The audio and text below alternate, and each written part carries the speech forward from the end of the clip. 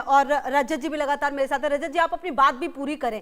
और दूसरी बात, आने वाले समय में सरकार की तरफ से क्या कुछ हार्ड फैसले देखने को मिल सकते हैं, क्योंकि पीएम का सामने आना, इस तरह की बातें खुद करना, अब हम क्या उम्मीद करें कि कुछ कड़े फैसले भी देश के लोगों को देखने को मिल सकते हैं क्या?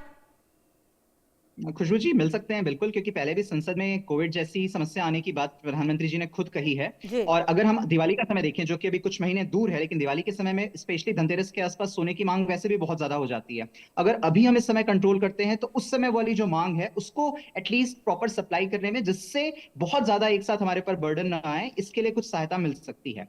और ओवर जो जो प्राइस इंक्रीज करने की बात हो रही है ऑयल और पेट्रोल पे, जो 1400 करोड़ रुपए खर्चा हो रहा है उसकी बात हो रही है, वो तो मैनेज करना पड़ेगा। मतलब चांसेस बहुत ज्यादा हैं कि उस तरह का प्राइस बढ़ेगा। एटीएफ का प्राइस, प्रीमियम पेट्रोल और प्रीमियम डीजल का प्राइस, गैस का प्राइस हमने बढ़ते हुए देखा है। नॉर्मल पेट्रोल और नॉर्मल डीजल का प्राइस अभी बचा हुआ है। आशंका है कि कुछ समय में वो भी चीज मिल जाएगी। दूसरा, एक और बात जो बहुत इंपॉर्टेंट है वो ये है कि अगर हमें रुपये को बैलेंस करना है और उसके साथ साथ गोल्ड का जो इश्यू आ रहा है उसको भी सॉल्व करना है, तो आप ये देखिए कि हम जो ओवरऑल गोल्ड इंपोर्ट करते हैं, लगभग वो 70-80 बिलियन डॉलर का होता है एक साल में। जबकि सिर्फ पिछले ही महीने में भारत से जितना एफडीआई या एफआईआई वापस गया है उसकी संख्या 20 बिलियन डॉलर है। यानी कि लगभग उस पूरे गोल्ड से जितना, गोल्ड के लिए जितना हम डॉलर देते हैं उसका 1/4। यानी जरूरी है कि हमें अपने जो इंटरनल सिचुएशंस है, इकोनॉमी, इंडस्ट्रीज है, उनको भी बेटर करने की जरूरत है, ताकि हम बाहर से ज्यादा इन्वेस्टमेंट और अट्रैक्ट कर सकें, और जो शेयर मार्केट से पैसा जा रहा है वो वापस आ सके, एफडीआई के फॉर्म में भी और साथ ही साथ फॉरेन पोर्टफोलियो इन्वेस्टमेंट के फॉर्म में भी। बिल्कुल। और कहीं ना कहीं मिताली जी, जो बातें लगातार कही जा रही हैं, अब देखिए ये देश के लोगों को समझना भी होगा कि ये हमारे लिए ही बेहतर है। मतलब ये कोई सरकार इसीलिए नहीं कर रही कि सरकार को फायदा हो, ये हमारे लिए ही चीजें स्मूथ हो, इसीलिए ये करने की जरूरत है। बिल्कुल। और अगर आप कैटेगरीज देखें, मैं सिर्फ एसेट्स की बात नहीं कर रही हूँ, ऑयल और गोल्ड ये तो बहुत बड़ी बड़ी कैटेगरीज हैं, लेकिन कुछ ऐसी कैटेगरीज भी हैं जो थोड़ी छोटी हैं लेकिन बहुत सिग्निफिकेंट हैं। ओवरसीज ट्रैवल, जो प्राइम मिनिस्टर ने कहा कि बाहर जाना और उस पर ट्रैवल करना, नियरली $17 बिलियन हर साल भारतीय ओवरसीज ट्रैवल में स्पेंड करते हैं। 17 बिलियन। इसे भी अगर हम ना स्पेंड करें तो ये हमारे डोमेस्टिक इकोनॉमी में जा सकता है और हमारी कंट्री को सेफ बना सकता है, हमारी इकोनॉमी को एक बूस्ट दे सकता है। सोचिए, अगर ये $17 बिलियन भारत के बाहर नहीं लेकिन भारत के अंदर जो लोग जा रहे हैं, घूम रहे हैं, वहां पर स्पेंड करें, तो हमारे यहाँ जो जिन लोगों की जॉब्स जा रही हैं, जो लोग एलपीजी खरीद नहीं पा रहे हैं, उनके लिए कितना अच्छा होगा, उनकी कितनी बढ़ोतरी होगी। ये बहुत, इस समय में हम एक वॉर लाइक स्टेट में है, हम एक पीस टाइम में नहीं है। और आई थिंक हम सबको ही अपना थोड़ा सा माइंडसेट भी चेंज करना है इस बात पे कि हम अगर एक वॉर लाइक सिचुएशन में है तो फिर हमें अपनी इकोनॉमी को भी बचा के आगे चलना है। दूसरा एक बहुत बड़ा इशू है जो कि मैं कहूंगी कि लोगों की गलती नहीं है, लेकिन ये एक सिचुएशन बनी हुई है कि एजुकेशन के लिए बहुत लोग बाहर जाते हैं। नियरली 13% टोटल फॉरेक्स स्पेंडिंग आज की डेट में आउटसाइड एजुकेशन के लिए हो रही है। और यहाँ पर सरकार का अगेन एक इन्वेस्टमेंट बहुत इंपॉर्टेंट हो जाता है कि कैसे हम अपने देश में अच्छी एजुकेशन इंस्टीट्यूशंस को सेटअप करें। उन्होंने ऑलरेडी ओपन अप करा है कि फॉरेन यूनिवर्सिटीज आके यहाँ पर कैंपस सेटअप करें, ताकि हमारे लोग बाहर जाके इतना खर्चा ना करें, क्योंकि केवल फीस की ही बात नहीं है, वहां पे रहने खाने का खर्चा भी बहुत होता है। और इंडियन स्टूडेंट्स को आज आप देख रहे हैं कैसे ट्रीट किया जा रहा है। मतलब मैं सिर्फ प्रीमियम यूनिवर्सिटीज की नहीं, लेकिन मैं मिड लेवल यूनिवर्सिटीज की भी बात कर रही हूँ।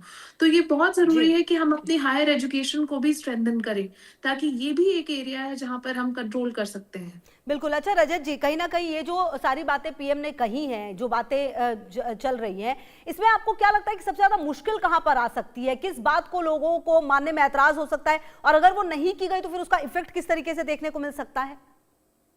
देखिए, अगर सिर्फ सोने की बात करते हैं तो ज्वेलर्स को सबसे पहले अभी दिक्कत आने वाली है, क्योंकि अगर वो डिमांड कम हो जाती है तो उनके लिए प्राइस कम होगा, उनकी बिक्री कम हो जाएगी, तो सबसे पहले वो विरोध करेंगे या एटलीस्ट उनके लिए समस्या क्रिएट होती है।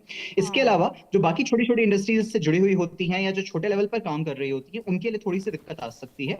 जरूरी ये है कि सेंसिटाइज पहले किया जाए, मतलब सडन इस तरह का कोई भी डिसीजन लेने से पहले किए कि सेंसिटिविटी आप क्रिएट करते हैं, ताकि लोगों को इस चीज का रियलाइजेशन हो। जैसे मिताली जी काफी चीजें उन्होंने बताई कि क्या क्या चीजें जरूरत है और कैसे लोगों को उससे फायदा हो सकता है। तो एटलीस्ट वो जो अवेयरनेस जनरेशन है वो एक इंपॉर्टेंट फैक्टर होता है जो अभी आज के समय में रिक्वायर्ड है। इसके साथ साथ चाहे वर्क फ्रॉम होम का फैक्टर हो या फिर बाकी और भी चीज हो जो इससे रिलेटेड हो, बहुत ज्यादा जरूरी है कि हम उन सारी चीजों को एक कॉम्प्रिहेंसिव वे में लें। और जो अगर कोविड वाले सिचुएशन की हम वापस थोड़ी भी समय मतलब 1% भी अगर बात कर रहे हैं, तो कहीं ज्यादा जरूरी है कि जितने भी वहां पर लेसन हमने लिए थे उनको इम्प्लीमेंट करें, ताकि जो लेबर फोर्स है, वर्क फोर्स है, गिग इकोनॉमी में है, जो मिडिल सेक्टर में काम करते हैं या लोअर क्लास इसमें बॉटम ऑफ द पिरामिड आते हैं, उनको ध्यान रखते हुए कहीं ज्यादा सरकार को डिसीजन लेने की जरूरत है। बिकॉज अपर क्लास फिर भी इस सिचुएशन में वर्क फ्रॉम होम और बाकी चीजें आसानी से मैनेज कर सकते हैं।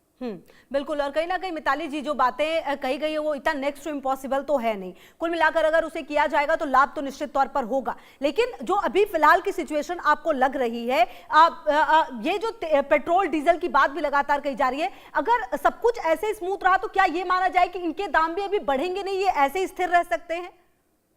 मुझे ये लगता है कि ये जो प्राइम मिनिस्टर ने किया है ये एक बहुत ही इंटरेस्टिंग सोशल एक्सपेरिमेंट है। वो देख रहे हैं कि उनके जो वर्ड्स हैं वो हमारी जनता में कितने लोग एक्चुअली मानेंगे और कितना अपना बिहेवियर नेचुरली बिना प्राइस इंक्रीज करे वो चेंज कर सकते हैं। और मुझे ये लगता है उससे ही हमें पता चलेगा कि कितनी प्राइस इंक्रीज होगी, क्योंकि हो सकता है कि प्राइम मिनिस्टर की इस बात को सुने लोग और ऑलरेडी वर्क फ्रॉम होम ज्यादा करें और अपना ट्रैवल कम करें, अपना यूसेज थोड़ा कम करें अपने ऑफिसेज में। सी ये बात जो इसका इम्प्लीमेंटेशन हम जैसे लोगों पर है, क्योंकि हम अपने टीम को बोल सकते हैं, अपने ऑफिस को बोल सकते हैं कि मेरी टीम हफ्ते में 2 बार ही आएगी, मेरी टीम हफ्ते में 5 बार नहीं आएगी। तो as a leader, as a CEO मैं ये बोल सकती हूँ। सिमिलरली कोई भी जो यहाँ पर सीईओज हैं जिनके अपने स्टार्टअप्स हैं, जिनकी अपनी कंपनीज हैं, हम अपनी कंपनीज में बोल सकते हैं।